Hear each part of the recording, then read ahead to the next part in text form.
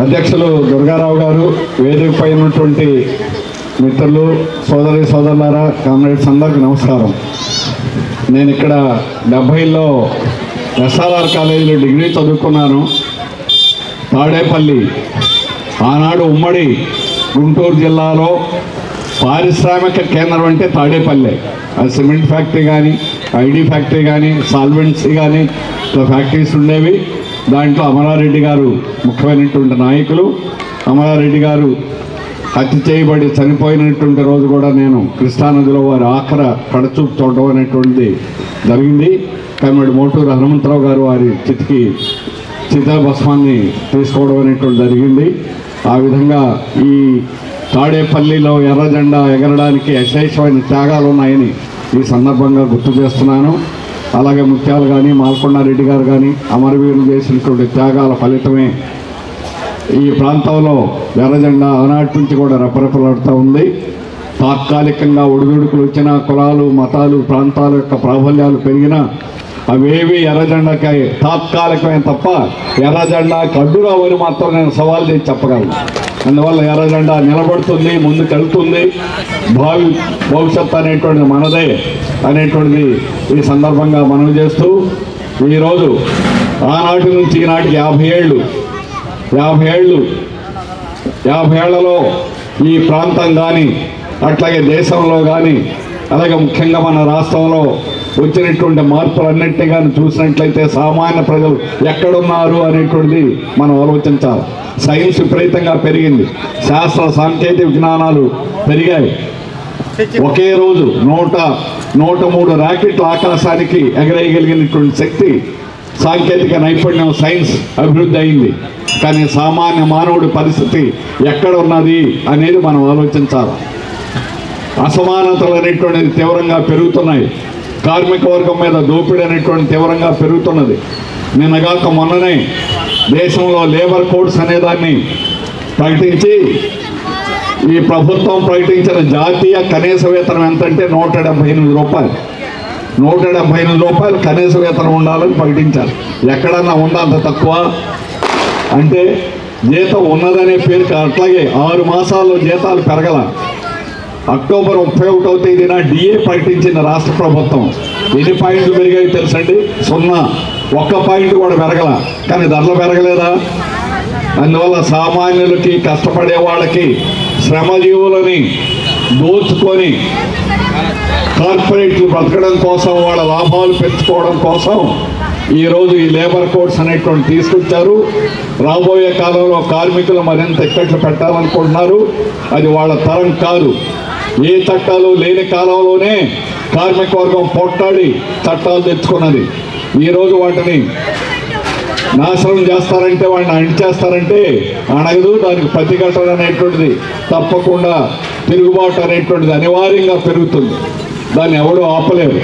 అందుకని కార్మిక వర్గ చరిత్ర అనేటువంటి దాన్ని మనం చూసినప్పుడు కార్మిక వర్గం అడుగడం ముందుకెళ్ళిందే తప్ప తాత్కాలికమైనటువంటి అడుగులా ఎప్పుడు కూడా వెనక్కి వెళ్ళలేదు. 1886 8 గంటల పని విధానం మేడే జరుపుతూ ఉంటాం ప్రతి సంవత్సరం. 1886. అందువల్ల 140 ఏళ్ళు పైన జరిగినటువంటి చరిత్ర ఏమిటంటే 8 గంటల పని, 8 గంటల విశ్రాంతి, 8 గంటల దినచర్య అనే సైన్స్ ఇది. ఒక మనిషి 8 గంటల కంటే అదనంగా పని చేస్తే అతని పని నైపుణ్యం ఉండదు. అట్లాగే శరీరం, అతని యొక్క వయసు తగ్గిపోతుంది. అందుకని 8 గంటల పని ఉండాలని ఆనాడు శాశ్వతంగా పెద్ద ఎత్తున పోరాటం జరిగింది. 7 కాల్చేశారు, ఉరిదీశారు. కానీ ప్రపంచం అంతా ఆ సిద్ధాంతం వ్యాపించింది. ప్రపంచం అంతా 8 గంటల పని వచ్చింది. మనకు ఆనాడు బ్రిటిష్ వాళ్ళు ఉన్నారు కాబట్టి ఆనాడు అంటే రాలే. 1947లో ఫ్యాక్టరీ చట్టం అనేది వచ్చిన తర్వాత మనకు వచ్చింది. ఏమైనా 8 గంటలు అనేది ప్రపంచవ్యాప్తంగా ఉంది. కానీ ఈరోజు కార్పొరేట్లు విపరీతంగా పెరిగి వాళ్ళ లాభాల కోసం వాళ్ళు కొత్త ఇన్ఫోసిస్ నారాయణ చెబుతున్నారు. ఆదివారం మొగుడు పెళ్ళాలి ఇళ్లలో కూర్చొని కబుర్లు చెప్పుకుంటారా? 13 గంటలు చేయండి, 14 గంటలు చేయండి అని చెబుతున్నాడు. ఇంకొక ఆయన ఎల్వి సుబ్రహ్మణ్యం అని, ఆయన ఎల్ఎన్టీ కంపెనీ యజమాని, ఆయన ఏం చెబుతున్నాడు? 90 గంటలు చేయండి వారానికి అని చెప్తున్నారు. అంటే వాళ్ళకి ఒక్కొక్క రోజుకి వాళ్ళకి వచ్చేది ఎంతో తెలుసండి. వాడికి ఒకటికి 70 కోట్ల రూపాయలు, ఒకటి 90 కోట్లు రోజుకు వాళ్ళకి. అందుకని మనకి ఇవ్వమనండి, మనకు కనీస వేతనం కూడా ఇవ్వరు. కానీ మనం మాత్రం 14 గంటలు, 16 గంటలు, 17 గంటలు చేయాలని ఈరోజు ఆదేశిస్తున్నారు. ఆ విధంగానే పాలక వర్గం మోడీ వచ్చిన తర్వాత 2014 నుంచి కార్మిక వర్గం మీద దాడి అనేటువంటిది పెరిగింది. స్వాతంత్రం వచ్చిన తర్వాత ఎన్నడూ లేనటువంటి పద్ధతిలో ఈరోజు రోజుకి కూడా మనమే దాడి పెంచుతున్నారు. అది ఒక దశకి వెళ్ళిన తర్వాత అప్పుడు తిరుగుబాటు అనేటువంటిది స్టార్ట్ అయితే అది ఎక్కడికి వెళ్తాడో కాబట్టి లెనిన్ చెప్పినట్టు కార్మిక వర్గం అంతా ఒకే తాటి మీదకి వచ్చి ఒకేసారి ఈరోజు పెట్టుబడిదారీ విధానం కూలిపోయే దశలో ఉంది. పెట్టుబడిదారీ విధానం ఆనాడు మొదటి దశలో ఎలా ఉందో ఈరోజు పతనం అయ్యేటువంటి పరిస్థితిలో ఉంది. యావత్ కార్మిక వర్గం ఒక్కసారిగాని ఒక్క తన్ను తనితే కూలిపోయేటువంటి స్థితిలో పెట్టుబడిదారీ విధానం ఉంది. మనం అందరం ఐక్యమై ఈ పెట్టుబడిదారీ విధానాన్ని, ఈ గోడను కూల్చడమే మన ముందున్నటువంటి కర్తవ్యం. అందువల్ల సోషలిజం అనేది అనివార్యం. ప్రపంచంలో సోషలిజం ఉన్నటువంటి దేశాలే అభివృద్ధి అవుతున్నాయి. మనకంటే 2 సంవత్సరాల వెనక సోషలిజం వచ్చినటువంటి దేశం చైనా. మనకంటే ఎక్కువ జనాభా ఉన్నది, కానీ అందరికీ పని ఉన్నది. ఆ దేశంలో పని ఉంటే అన్నీ ఉన్నట్టే. రైట్ టు వర్క్, పని హక్కు అనేటువంటిది ఉన్నది. అట్లాగే అందరికీ ఉచిత విద్య ఉంది, అందరికీ ఉచిత వైద్యం ఉంది, ఉచిత ఇల్లు ఉన్నది. అందువల్ల అట్లాంటి రాజ్యం కావాలని కోరుకునేటువంటిది సిఐటియు సంస్థ. అందుకని మిగిలిన ట్రేడ్ యూనియన్లకి రాజకీయ విధానం అనేటువంటి లేదు, కానీ సిఐటియు కోరుకునేది కార్మిక వర్గం కూడా రాజకీయాల్లోకి రావాలి, కార్మికుల రాజ్యాన్ని సాధించుకోవాలి. కార్మికుల రాజ్యం సాధించుకున్నప్పుడు మాత్రమే మనం ఈరోజు ఎదుర్కొనేటువంటి సమస్యలన్నీ కూడా పరిష్కారం చేసుకోగలం అని భావించే విధానాలతో సిఐటియు పనిచేస్తుంది. అందుకని సిఐటియు ఏర్పడక ముందు ఎలా ఉన్నది ఇక్కడ ఇందాక పాట పాడి వినిపించారు. 1970కి ముందు కార్మిక వర్గం కేవలం ప్రభుత్వానికి అనుకూలంగా ఉన్నటువంటి ట్రేడ్ యూనియన్లు మాత్రమే ఉన్నాయి. కానీ 1970 తర్వాత కార్మికుల చరిత్ర మారింది. కార్మికులకు వ్యతిరేకంగా పోట్లాడేటువంటి ఉద్యమాలు పెరిగాయి. ఇప్పుడే దుర్గారావు గారు చెప్పినట్టు 74, 75 రైల్వే సమ్మె కానీ 76 ఎమర్జెన్సీ విధించినప్పటికి కూడా ఆ ఎమర్జెన్సీకి వ్యతిరేకంగా పోట్లాడినటువంటి సంఘం ఏదన్నా ఉందంటే దేశంలో అది centre of Indian trade union CITU అని నేను గర్వంగా చెప్పగలను. అందువల్ల తర్వాత 77లో 3 రాష్ట్రాల్లో వామపక్ష ప్రభుత్వాలు వచ్చాయి. పశ్చిమ బెంగాల్, కేరళ, త్రిపుర 3 రాష్ట్రాల్లో వామపక్ష ప్రభుత్వాలు వచ్చాయి. కార్మిక వర్గ విధానాల్ని వాళ్ళు సంపూర్ణంగా ప్రభుత్వాలు బలపరిచాయి. నియో లిబరల్ ఎల్పిజి విధానాలు వచ్చిన 91 నుంచి ఆ విధానాలకు వ్యతిరేకంగా పోట్లాడడంలో ముందు సిఐటియు ఉన్నది. ఆ విధంగా పోరాటాల ద్వారానే కార్మిక వర్గం అనేటువంటి అభివృద్ధి అనేటువంటి సాధిస్తాం. స్టీల్ ప్లాంట్ని, విశాఖ స్టీల్ ప్లాంట్ని ప్రైవేట్ చేస్తామని మోడీ 2021 జనవరి 27వ తేదీ నోటిఫికేషన్ జారీ చేశారు 100%. ఈ రోజుకి కూడా 1% కూడా ప్రైవేట్ కాకుండా నిలబెట్టుకోగలుగుతున్నామంటే మా పోరాటం వల్లనే, విశాఖకు పోరాటం వల్లనే దాన్ని నిలబెట్టుకోగలిగామని గర్వంగా చెప్పగలుగుతున్నాం. అందుకని ప్రైవేటీకరణ విధానాలు ఒకవైపున ముమ్మరం చేస్తున్నారు. మనం కార్మిక వర్గాన్ని ఐక్యం చేయడానికి మనం సిద్ధపడి మనం ముందుకు తీసుకెళ్లేటువంటి విధానాలు అమలు చేస్తా ఉన్నాం. ఈరోజు ఈ ప్రాంతంలో కార్మిక వర్గంలో అత్యధిక మంది బిల్డింగ్ కార్మికులుగా పనిచేసే వాళ్ళు అత్యధిక మందిగా ఉన్నారు. నిర్మాణాలు జరుగుతున్నాయి. రాజధాని వచ్చిన అలాగే ఇది కార్పొరేషన్గా ఏర్పడింది. అందుకని ఏర్పడినటువంటి Tadepalli, Mangalagiri mega metro corporation అనేటువంటిది ఈ ప్రాంతంలో ఒక ప్రత్యేకమైనటువంటి విధానాలు తీసుకొచ్చారు. మంచిదే, తీసుకురండి. కానీ ఇందులో కార్మిక చట్టాలు అమలవుతున్నాయా లేదా అనేది పరిశీలించాలి. ఈ ప్రాంత ప్రజలు కూడా చైతన్యంతో ఇక్కడ చట్టాలను అమలు చేయమని అడగాలి. ఈ చట్టాల్లో ఏమిటనంటే స్థానికంగా ఉండే వాళ్ళకి 75% ఉపాధి కల్పించాలి. ఏ నిర్మాణ సంస్థలైనా ఎక్కడైనా కల్పిస్తున్నారా? ఇతర రాష్ట్రాల నుంచి తీసుకొచ్చి మైగ్రెంట్ లేబర్, వలస కార్మికులతో పనిచేస్తున్నారు. వాళ్ళు బానిసల కంటే అన్యాయంగా పనిచేస్తున్నారు. 12 గంటల గురించి 14 గంటల గురించి మాట్లాడు, 24 గంటలు కూడా పనిచేస్తున్నారు. ఒక కార్మికుడు 12 గంటలకి ఒక రూమ్ ఎంత ఉంటుందంటే 10 మంది ఉండేటువంటి రూమ్ 20 మంది ఉంటారు. ఏముంటారంటే ఈ 10 మంది వెళితే మళ్ళీ 10 మంది వస్తారు. అలాగే ఎవరికైనా బాగలేకపోతే ఒకడే 24 గంటలు కూడా పనిచేయాలి. అట్లా మైగ్రెంట్ కార్మికులు, వలస కార్మికులతో ఇతర రాష్ట్రాల నుంచి తీసుకొచ్చి పని చేయించడం. రెండో వైపున ఇక్కడ స్థానికంగా ఉన్నటువంటి ప్రజలకి పని ఇవ్వకుండా ఇక్కడ వాళ్ళైతే యూనియన్లు పెడతారు, ఇక్కడ వాళ్ళైతే అడుగుతారు, ఇక్కడ వాళ్ళైతే కనీసం జీతం ఇంత ఉండాలంటారు, ఓవర్ టైం అడుగుతారు. అందుకని ఏ చట్టాలు లేకుండా చట్టాలను ధిక్కరించడానికి చట్టాలను తమ చుట్టాలుగా వాడుకొని వాళ్ళకు అనుకూలంగా ఈరోజు ఉన్న వాటిని కూడా అమలు చేయలేదు. ఇప్పుడు లేబర్ కోడ్ వచ్చిన తర్వాత ఓవర్ టైం ఇవ్వక్కర్లేదు, కనీస వేతనం ఇవ్వక్కర్లేదు, ఏవీ లేకుండానే కట్టు బానిసల్లాగా పని చేయించుకోవాలనేటువంటి పద్ధతుల్లో ప్రభుత్వం ప్రయత్నిస్తారు. అందుకని దీన్ని ఎదిరించడానికి కార్మికులను చైతన్యం చేయాలి. ఆ చైతన్యంలో చేయడంలో భాగమే ఈరోజు స్థానికంగా ఇక్కడ తాడేపల్లిలో చాలా కాలం తర్వాత ఈ జిల్లా మహాసభ అనేది ఇక్కడ నిర్వహించడం అనేది సంతోషకరం. ఈ ప్రాంత ప్రజానీకం అర్థం చేసుకొని సంఘాల్లో రండి, సంఘం పెట్టి యజమానులతో పోట్లాడితేనే అది ప్రభుత్వమైన ప్రైవేట్ కాంట్రాక్టర్లైనా ఇంకొకరైనా హక్కులు వస్తాయి. అట్లాగే సమ్మె చేయడం అనేది కార్మికుల హక్కు, దాన్ని ఎవడు కాదనడానికి లేదు. ఈరోజు లేబర్ కోడ్తో నువ్వు ఏం చెప్పినప్పుడు కూడా కార్మికుల ఐక్యమైతే నీవు ఏ లేబర్ కోడ్కు ఏమీ చేయలేదు. అందుకని కార్మిక వర్గాన్ని ఐక్యం చేయడానికి, కార్మికులను చైతన్యం చేయడానికి, స్త్రీ పురుషులందరికీ కూడా ఒకే రకమైనటువంటి సమానమైనటువంటి పని ఉండాలని, సమాన హక్కులు ఉండాలని, సమాన వేతనం ఉండాలని పోట్లాడే సంఘం సిఐటియు. అందువల్ల సిఐటియు ఈరోజు దేశవ్యాప్తంగా చేసేటువంటి ఉద్యమాల్లో అగ్రభాగా నుండి నిలబడతా ఉంది.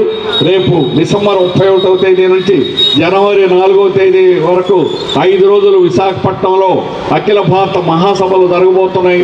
దానికి నాందీగా ముందుగా జిల్లాల్లోనూ రాష్ట్ర మహాసభలు అన్ని రాష్ట్రాల్లో కూడా జరగబోతున్నాయి. కన్యాకుమారి నుంచి కాశ్మీర్ వరకు కాకలు తీరిన కార్మిక నాయకులందరూ కూడా 5 రోజులు వచ్చి చర్చించబోతా ఉన్నారు. మోడీ విధానాలను ఎలా ఓడించాలనే దానికి పథకం రచించబోతా ఉన్నారు. మోడీ విధానాలను తిప్పికొట్టేదాకా కూడా అవసరమైతే అన్ని కార్మిక సంఘాలను కూడా కలిసి మా ఉద్యమాలను ఉధృతం చేయడానికి సిద్ధం కావడమే సిఐటి అఖిల భారత మహాసభలను తెలియజేస్తున్నాను. అందువల్ల 2026 జనవరి 4వ తేదీ ఆదివారం లక్షల మందితో విశాఖ బీచ్లో భారీ బహిరంగ సభ అనేటువంటి జరుగుతుంది. ఈ ప్రాంతం నుంచి కూడా ప్రజలు రావాలని, పాల్గొవాలని కూడా కోరుతున్నాం. ఏదైనా మోడీ విధానాలని, అట్లాగే చంద్రబాబు గారు ఆయన కంటే ముందు అతని కంటే గనుడు ఆచంట వల్లనని ఈ 12 గంటలు 13 గంటలు మోడీ ఇప్పుడు లేబర్ కోడ్లో తీసుకొస్తే అంతకు ముందే చంద్రబాబు నాయుడు గారు తీసుకొచ్చారు. కంపెనీలు ఇష్టం వచ్చినట్టు మూసేయచ్చు, లే ఆఫ్ చేయొచ్చు, ఇట్లాంటి పద్ధతులన్నీ కూడా పెట్టారు. అలాగే స్కీమ్ కార్మికులు వాళ్ళు కార్మికులే కాదు, వాళ్ళ లెక్క ప్రకారం ఏమవుతారు మరి? కార్మికులు కాకపోతే ఏమవుతారు? గౌరవ వేతనం అనే పేరుతో అంగన్వాడీ, ఆశా, మధ్యాహ్న భోజన కార్మికుల్ని ఈ రోజు కూడా కార్మికులను గుర్తించడం వల్ల పెద్ద అక్షరాలతో నేను పత్రిక రాసింది. గీక్ కార్మికులకి గ్రాట్యుటీ ఇస్తారు. గీక్ కార్మికులకి అంటే డిజిటల్ క్యాపిటలిజం. ఈరోజు ఇంటర్నెట్ ద్వారా యజమాని ఎక్కడ ఉంటాడో తెలియదు. అమెజాన్ కంపెనీ అట్లాగే అనేక రకాలైనటువంటి ఈ కంపెనీలు గిగ్ కార్మికులన్నింటినీ కూడా వాటికి అందులో పనిచేసే వాళ్ళకి యజమాని ఎవడు ఉంటాడో తెలియదు, ఎక్కడ ఉంటాడో కూడా తెలియదు. కానీ వాళ్ళ మీద తీవ్రమైనటువంటి దోపిడీ ఉన్నది. వాళ్ళకి ఎక్కడ కూడా ప్రావిడెంట్ ఫండ్ కానీ ఈఎస్ఐ ఏమీ లేదు. అవేవో ఇస్తున్నట్టుగా అందులో రాశారు పచ్చి అబద్ధాలు. అందుకని లేబర్ కోడ్లు వాటిని సమర్థించే దానికోసం ఇట్లాంటి తప్పుడు వ్రాతలు రాస్తూ కొన్ని పత్రికలు ఈరోజు కార్మికులను పక్కదారి పట్టించే ప్రయత్నం చేస్తున్నాయి. కార్మికులు ఎక్కడ సంఘటితంగా ఉంటే అక్కడే హక్కులు ఉన్నాయి, అక్కడే పోరాటాలు ఉన్నాయి, అక్కడే వాళ్ళ హక్కులు సాధించుకోవడం అనేది సాధ్యమవుతుంది. అటువంటి దశలో కార్మికులను యావత్తు కూడా సంఘటితం చేయడం మన యొక్క బాధ్యత. స్కీమ్ కార్మికులైనా, బిల్డింగ్ కార్మికులైనా, ముఠా, ఆటో, జట్టు కార్మికులైనా అన్ని తరగతుల కార్మికుల్ని కూడా ఒకే తాటి మీదకి తీసుకురావడం, మధ్యతరగతి దగ్గర నుంచి పారిశ్రామిక కార్మికుల దాకా అందరూ ఒకటైతేనే ఈరోజు ఈ ప్రభుత్వాన్ని, వాడి తప్పుడు విధానాలని మనం ఓడించగలం, తిప్పికొట్టగలం. దాని కార్మిక వర్గాన్ని సిద్ధం చేయడానికి నిన్న, ఈరోజు, రేపు కూడా గుంటూరు జిల్లా 11వ జిల్లా మహాసభలు జరుగుతున్నాయి. ఈ జిల్లాలో ఉన్నటువంటి పరిస్థితులన్నీ కూడా చర్చిస్తున్నాం. అట్లాగే బిల్డింగ్ కార్మికుల గురించి నాయకులు మాట్లాడుతూ చెప్పారు. శ్రీనివాస్ గారు, గతంలో ఉన్న పరిస్థితి కంటే ఈరోజు అధ్వానంగా తయారైంది. పెనం మీద నుంచి పొయ్యి మీద పడ్డట్టు అయింది. ఈరోజు పనులు లేకుండా ఉన్నాయి అని చెప్పి ఏ ఒక్క తరగతి చూసుకున్నా కూడా ఈరోజు కార్మికుల పరిస్థితి, శ్రమజీవుల యొక్క పరిస్థితి అధ్వానంగా ఉన్న. దానికి కారణం ప్రభుత్వం పెట్టుబడిదారులు, కార్పొరేట్లకు అనుకూలంగా ఉంది, వాళ్ళకు అనుకూలంగా ఉంది. కార్మిక వర్గానికి వ్యతిరేకంగా ఉంది. కనీస వేతనాలు లేవు, నేను చెప్పిన కరువు భత్యం లేదు, ఏ విధంగా బ్రతుకుతారో కుటుంబం అనేటువంటి దాన్ని కార్మిక వర్గం వారి కనీసమైనటువంటి ఆహారం పోషక పదార్థాలు ఉంటేనే రేపు మళ్ళా వెళ్ళి యజమాని దగ్గర పనిచేయడానికి. వాళ్ళేం మిద్దెల మేడలు కట్టరు, కానీ ఆ కనీసమైనటువంటి ఇంకిత జ్ఞానం కూడా ఆ విషయాన్ని కూడా ఈరోజు పట్టించుకోవడం లేదు. మీరు ఏమన్నా కానివ్వండి, రేపు వచ్చి పనిచేయడమే కావాలి తప్ప మీరు తింటారా తినరా అనేదాన్ని కూడా ఈరోజు ఆలోచించకపోవడం అనేది పెట్టుబడిదారీ విధానంలో క్రైసిస్ అనేది, సంక్షోభం అనేది తారాస్థాయిలో ఉన్నదనే దానికి నిదర్శనం. క్రోనీ క్యాపిటలిజం అంటారు దీన్ని. అత్యధిక లాభాలు గడించాలనేటువంటి ఆశ కొద్దీ ఈరోజు అలా చేస్తున్నారు. ప్రభుత్వం కార్పొరేట్ల అనుకూలంగా ఉంది. 32 లక్షల కోట్ల రూపాయలు బ్యాంకుల దగ్గర, ప్రభుత్వ బ్యాంకుల దగ్గర తీసుకున్న డబ్బులు ఎగ్గొట్టేశారు.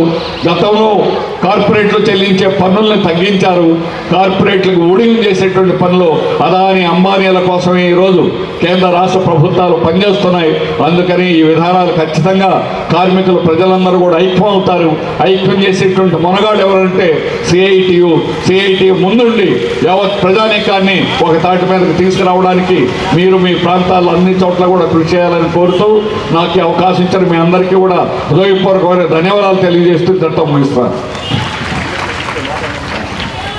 మర్చిపోయాను నేను సిమెంట్ గురించి, ఒక ఏసీసీ సిమెంట్ గురించి. ఎంత దుర్మార్గం అంటే 32 సంవత్సరాలు అయింది మూసేసినటువంటి యజమాని ట్రిబ్యునల్ తీర్పిచ్చింది. ఏమని? వాళ్ళ కార్మికులకు జీతాలు ఇవ్వమని, ఇంకేమీ అదనమేం కాదు. మూసేసినప్పుడు చట్ట ప్రకారం ఏమి ఇవ్వాలో అవి ఇవ్వాలి. ఈ రోజుకి కూడా తేలలేదు. ఆ యజమాని ఇంకోటికి అమ్ముకున్నాడు, వాడు ఇంకోటికి అమ్ముకున్నాడు. ఎన్ఆర్ఐ చేతిలో ఈరోజు భూమి వాడి చేతిలో ఉంది. కానీ అసలు అక్కడ త్యాగాలు చేసి పనిచేసి ఆ ప్రాంతంలో ఆ సిమెంట్ ఉత్పత్తి చేసినటువంటి ఆనాడు కార్మికులు మన దుర్గారావు గారు, అట్లాగే ఇక్కడ పెద్దలు చాలామంది ఉన్నారు. ఆ కంపెనీలో పనిచేసి ఈరోజు 32 సంవత్సరాలు అయిందంటే ఎంతమంది చనిపోయారు అంటే, ఆనాడు తక్కువ సర్వీస్ ఉన్న వాళ్ళు మిగిలిన చనిపోయారు.